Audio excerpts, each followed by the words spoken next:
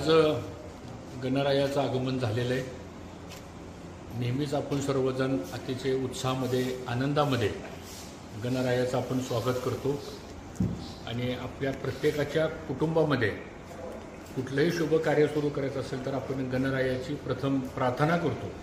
आणि मला असं वाटतं हा 10 दिवसाचा गणरायाच्या आगमनाचा काळ हा सर्वांनाच सुखाचा, समृद्धीचा, आनंदाचा आणि प्रत्येकाच्या कुटुंबामध्ये आनंदी जीवन जगण्याचा एक आशीर्वाद गणरायानं सर्वांना द्यावा, अशा प्रकारची प्रार्थना आपण सर्वजणच करत असतो।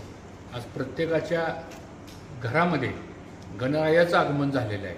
अंतःकरणापासून, मनापासून अतिशय भक्तिभावनेनं आज गणरायाचं आपण सर्वजण स्वागत करूया आणि सदैव गणरायाचा आशीर्वाद आपणा सर्वांच्या पाठीशी असावा एवढीच प्रार्थना